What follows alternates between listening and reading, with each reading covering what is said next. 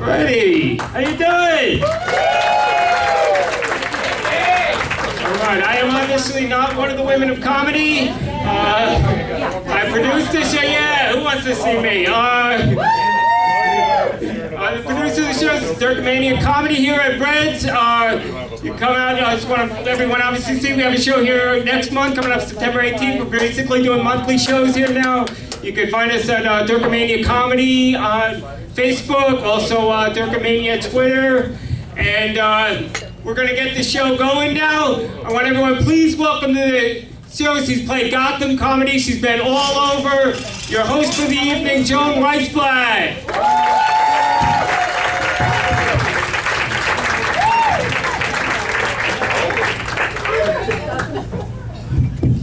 Good evening. One more time for our producer, Dave Durkin. Welcome to Women in Comedy Night. It's so great to see everybody. How about giving yourselves a nice round of applause for coming out? I didn't even tell you why.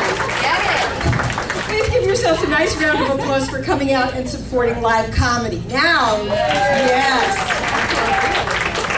We have a terrific show for you tonight. I think you're going to love it. We have wonderful comedians. They're not just female comedians, they are comedians who happen to be female. We are going to have a wonderful time tonight. Is everybody ready? Oh gosh, that was pathetic. Is everybody ready? Hey, I would like to introduce you to our first comedian. She's a very funny woman. She plays at casinos. She plays at fundraisers. She plays at clubs. Everybody, please give a warm welcome for me.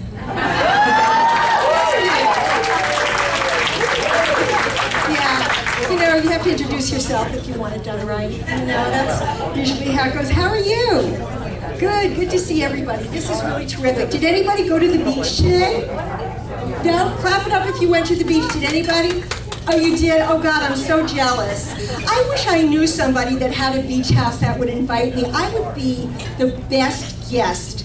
I mean, I would let your father talk to me about his prostate problem. I would let your mother talk to me about her dry vagina. I wouldn't even let your father talk to me about your mother's dry vagina.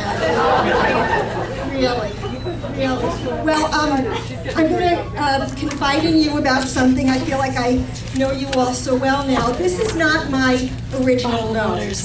No, ladies and gentlemen, I was born with a beak like a bald eagle. In fact, I was really too ugly to even go on money.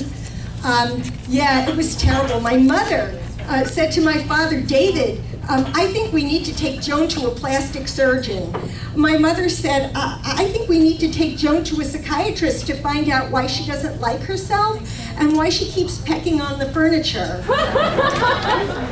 So I went to the psychiatrist and he said to my parents, Joan is absolutely fine, there's nothing wrong with her. But for God's sake, take that girl to a plastic surgeon.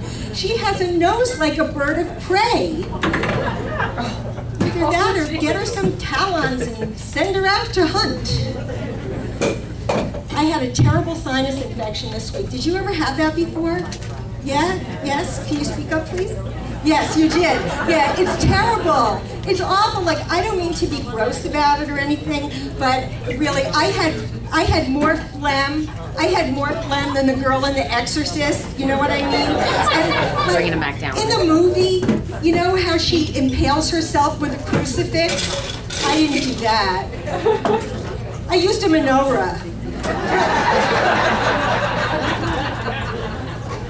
For 8 days. I got so much better. It was a miracle. It was. Who here is on their cell phone all the time? I'm raising my hand. I mean, really, is this not ridiculous? I have my cell phone in my hand all the time. You know, one day, the mortician is going to have to pry that thing out of my death grip.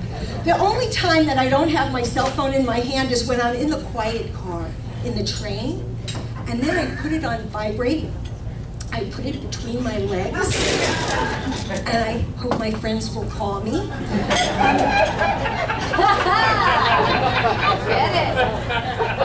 And no, Mr. Conductor, that was not my ringtone yelling, "Oh my God." That would be me. That would be me, yeah. Well, I'll tell you a little bit about my family. I'm married, I have wonderful parents and wonderful in-laws. And, you know, in getting to know each other, they found out that their parents were from the exact same little town in Austria. Isn't that something? And they themselves are from the same little area of the Bronx. So I was not that surprised to find out that my husband is my brother.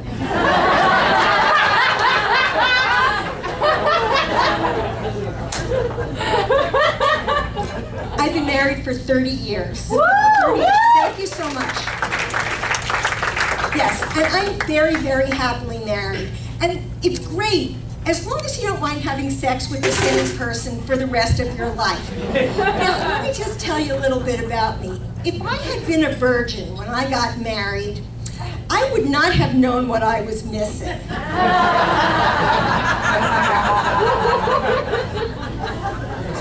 But I wasn't, and so I know. In fact, before I met my husband, I was very much like a bank and accepted a wide variety of deposits. Yes, and now I'm like a safety deposit box with one little key. Yeah, and it's not that my husband is not a wonderful lover. He is. You know, it's just when we're in bed and I close my eyes and then I open them, he's still there. Unbelievable. Unbelievable. You know, and I'm sure that my husband is as bored with me sexually as I am with him, because when we're in bed, I'm sure that he's fantasizing about the New York Yankees. Yeah, but I don't care, because I pretend I'm banging A-Rod. Yeah, grand slam bam, thank you, man. Oh, it was my pleasure, Roydie. I just love you. I made a big mistake. I told my husband about my A-Rod fantasy. Don't ever do this. I told him, he said, I don't want you banging A-Rod. I want you banging Yogi Berra. I looked at him, I said, I thought I was. I said, why don't you bang Yogi Berra? He looked at me. He said, I thought I was.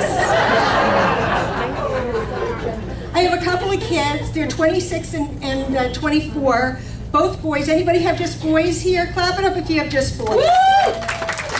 Yeah, you know, it's hard. For me, it's been hard living with just men, really, because sometimes I feel outnumbered and I feel resentful. I mean, I even got a female dog, so I wouldn't be the only bitch in my house. Yeah, and the kids, you know, I love them very much, but it's complicated. Like, the way I feel about my kids is very much the way a teenager feels about his acne pimples. Like, I truly find them disgusting, but I still love to squeeze them. Oh no, please, nothing comes out, honestly, not a thing. Not a thing. Well, I was a little bit of a neglectful parent. I did not tell my children about the facts of life, because they were too busy getting laid. Yes, yes. In fact, I caught my younger son looking at porno when he was 14 on the computer. I said, what are you doing? He said, oh no, he said, that's a pop-up. I said, look at your pants. That's a pop-up. Now give me that URL, you little creep. Well, I'll just tell you that my older son goes back and forth to China very, very frequently, and I didn't know why he was doing this, and I figured that it must be that there's a girl there, you know? And I'm going to be honest with you, ladies and gentlemen. I don't care if my kid brings home some Chinese bayonet-toting, uniform-wearing, red card-carrying, Chairman Mao-loving communist. I do not care. As long as she's from a nice Jewish family. Thank you very much. Are you guys ready? Thank you so much.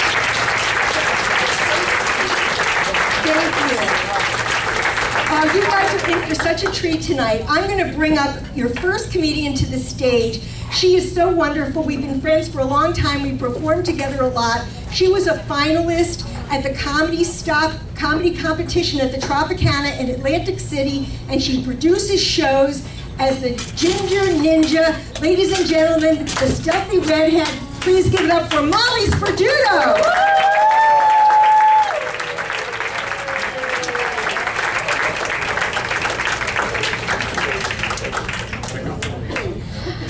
I had to walk through the aisles. I couldn't not high-five people. Shit. I'm sorry, because I definitely grabbed someone's hair, so consider that a preview of what is to come tonight, whoever you are. So what's up, guys? How's it going? Let me hear it. You're gonna have to do me a favor. I'm really bad at estimating, but there's approximately like 5 million of you in here.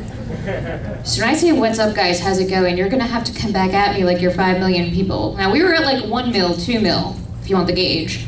So let's amplify that. You ready? You ready? Let's try this again. What's up, people? How's it going?